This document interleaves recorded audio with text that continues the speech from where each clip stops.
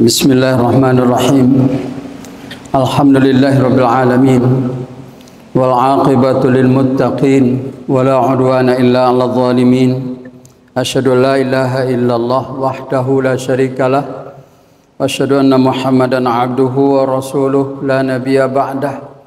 Allahumma shalli wa sallim wa barik ala hadzal nabi wa ala alihi wa ashabihi wa man tabi'ahu bi ihsanin ila yaumiddin. Wa ba'd. Qala Allah Ta'ala fil Qur'anil Karim, a'udzu billahi minasy syaithanir rajim. Huwallazi anzala as-sakinata fi qulubil mu'minin yazdadu imanan ma'a imanihim. Walillahi junudus samawati wal ard wa kana Allahu 'aliman hakima. Bapak-bapak, ibu-ibu, saudara dan saudari jemaah salat zuhur Masjid Raya Sumatera Barat rahimakumullah. Assalamualaikum warahmatullahi wabarakatuh. Kita bersyukur pada Allah Subhanahu wa taala yang telah memberikan pada kita nikmat yang paling besar bagi kita dalam hidup ini, yang paling penting untuk kita, yaitu nikmat iman. Dengan nikmat iman itu kita akan memperoleh sakinatun nafsi, ketenangan jiwa, ketentraman batin, yang ini merupakan kunci untuk kita memperoleh sa'adah, kebahagiaan yang diharapkan oleh semua manusia di dunia dan di akhirat. Walaupun orang mencari-cari apa penyebab timbulnya, dapatnya kebahagiaan itu, apakah dengan kesehatan badan atau ilmu yang tinggi atau dicintai dan mencintai atau mendapatkan harta, memperoleh harta yang banyak atau pengaruh kekuasaan ataupun ketenaran. Orang mencari-cari, namun yang dikatakan oleh al-mujarribun, yaitu para pelakunya yang telah memperoleh semuanya itu. Kalau kita sendiri mungkin belum semuanya kita dapatkan, ya, harta yang banyak, terkenal, kekuasaan gitu, mungkin tidak semua kita. Tapi yang sudah merasakan itu semua mengatakan, masuk juga para pakar peneliti sosial, bahwa kebahagiaan itu tidak diperoleh kecuali dari ketenangan hati. Karena bahagia itu adalah jiwa, hati yang merasakan bahagia, maka untuk memperoleh kebahagiaan itu mestilah ada sakinatun nafsi, ketenangan jiwa. Kalau hati tenang, jiwa tentram, walaupun miskin, tinggal di gubuk, tapi merasakan hidup bahagia seperti tinggal di rumah mewah. Tapi kalau seandainya hati yang tidak tenang, walaupun tinggal di istana, tapi menderita. Banyak datang orang kepada psikolog, kepada ustadz juga mengadu, wahai ustadz, kami walaupun tampak secara lahiriahnya ini senang karena rumah bagus, kendaraan bagus, terkenal pula gitu kan, tapi kami ini tinggal seperti di neraka karena tidak memperoleh sakinatun nafsi. Allah mengatakan bahwa sakinah ini juga tidak diperoleh kecuali dengan iman. Huwallazi anzala as-sakinata fi qulubil mu'minin. Allah itu yang memberikan sakinah, bukan harta, bukan materi, bukan manusia, bukan fans kita yang banyak, tapi Allah yang memberikan, yang menguasai hati kita,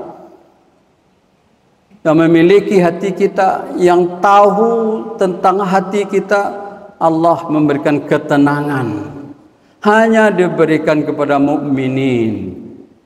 Liyazdadu imanan ma'a imanihim, agar iman mereka terus bertambah ketenangan batin pun juga, sakinah dalam iman itu juga terus bertambah, maka dia merasakan kebahagiaan hidup di dunia ini sebelum dia merasakan kebahagiaan abadi nanti di akhirat.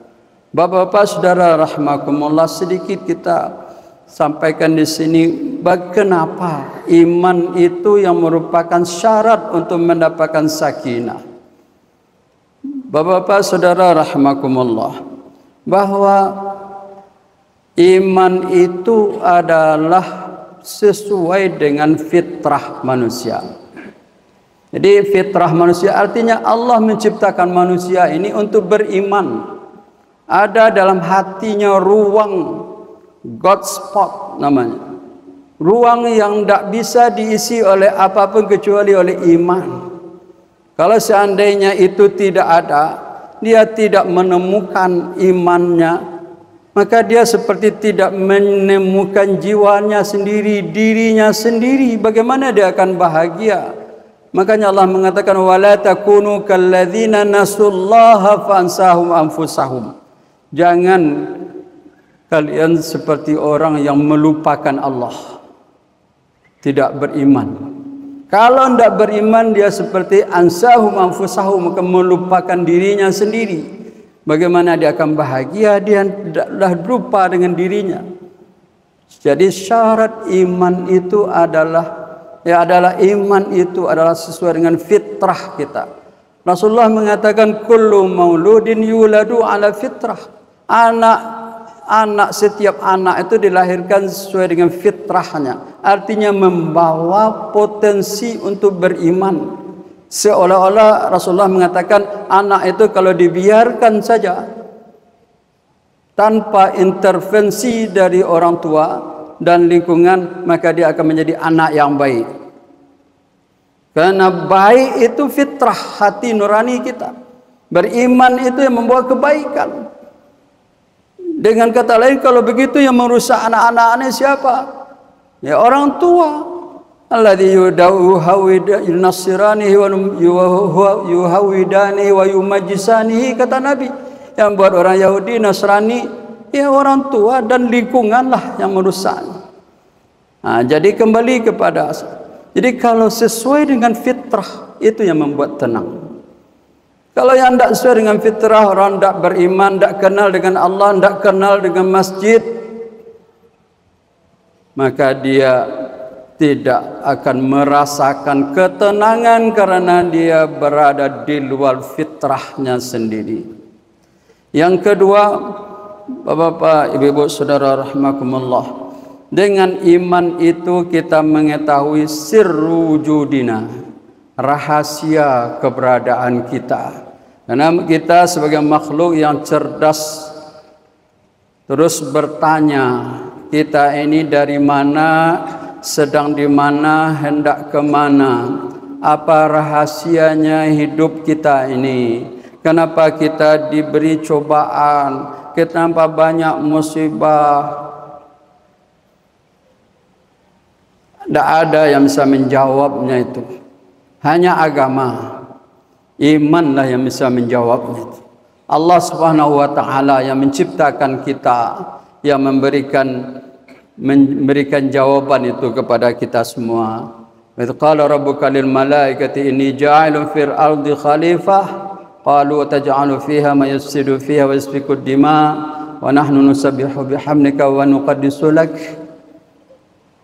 Manusia akan diciptakan oleh Allah Subhanahu wa taala menjadi khalifah di muka bumi, yang tugasnya adalah riayah wa imarah, menjaga, memelihara, berbuat baik, dan imarah, membangun. Itulah tugas khalifah.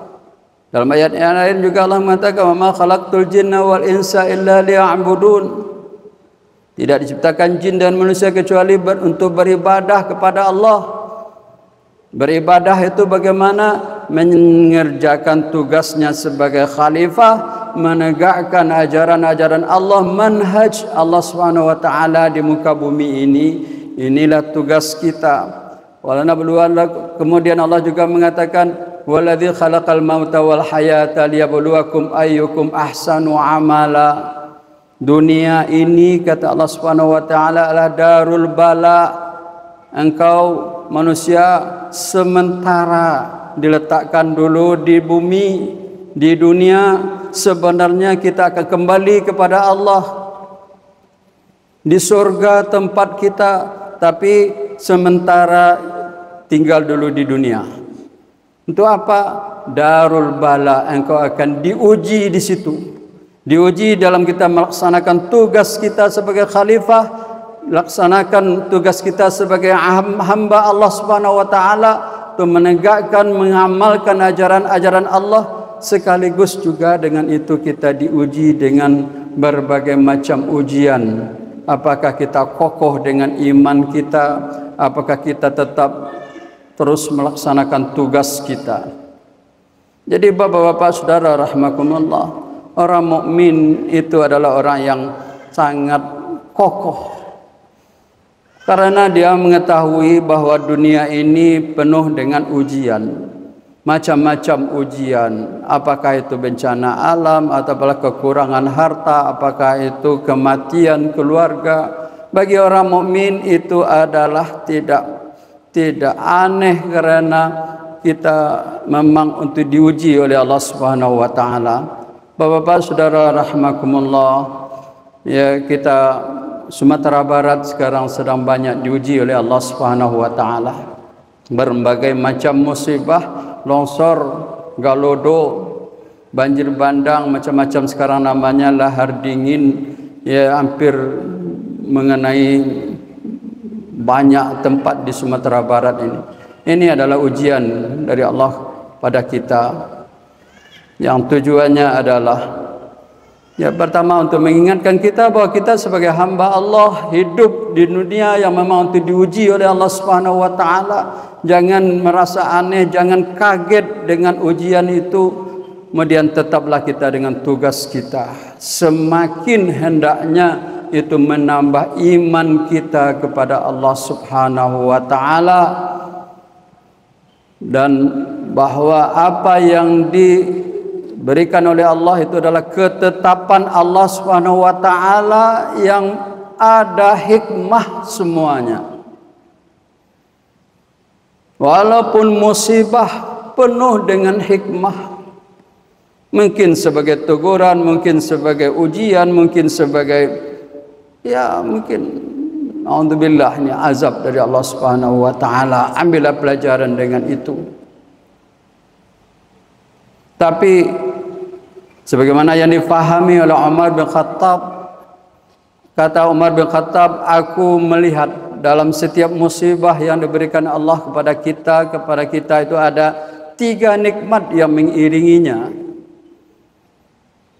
Jadi tidak membuat dia sedih, tidak membuat dia stres, tidak membuat apalagi depresi. Satu musibah ada 3 nikmat. Yang pertama, alhamdulillah Allah tidak memberikan musibah yang lebih besar dari itu, walaupun Allah mampu memberikannya. Itu yang pertama. Yang kedua, alhamdulillah musibahnya tidak menimpa agamaku. Karena musibah yang paling besar itu adalah apabila menimpa agama kita, apabila kita tidak lupa kepada Allah Subhanahu wa taala, apabila kita membelakangi ajaran Allah Subhanahu wa taala, itulah musibah yang paling besar. Tapi kalau hanya menimpa harta, kalau menimpa badan, mungkin sebagian dari keluarga kita, tapi itu dianggap itu lebih kecil. Dan yang terakhir, kata Umar bin Khattab, ketika aku diberikan musibah, Allah menjanjikan balasan yang tidak terkira. Kan innama yuwaffas sabiruna bighairi hisab. Orang yang sabar itu akan diberikan oleh Allah balasan. Apa yang luput darinya, harta yang habis atau bangkrut, itu akan diganti oleh Allah Subhanahu wa taala dan dilebihkan lagi dari itu apabila dia bersabar. Oleh karena itu orang mukmin akan tenang hidupnya. Hanya orang mukmin. Oleh karena itu sekali lagi Bapak-bapak, Ibu-ibu, saudara rahimakumullah, kita bersyukur menjadi orang mukmin. Oleh karena itu tugas kita adalah menjaga iman itu agar tetap hidup, agar tetap hangat di dalam hati kita, dengan terus kita belajar, dengan kita terus membaca ayat-ayat Allah, mentadabburi Al-Quran, mempelajari sunnah, mengamalkan agama kita. Dan kemudian iman ini pula lah yang perlu untuk kita wariskan kepada anak cucu kita, agar kita semuanya merasakan sakinah, ketenangan yang diberikan oleh Allah Subhanahu wa taala, dan kita akhirnya tentu berdoa akan dikumpulkan semuanya dalam ketenangan, kebahagiaan abadi nanti di akhirat di dalam surga Allah Subhanahu wa taala.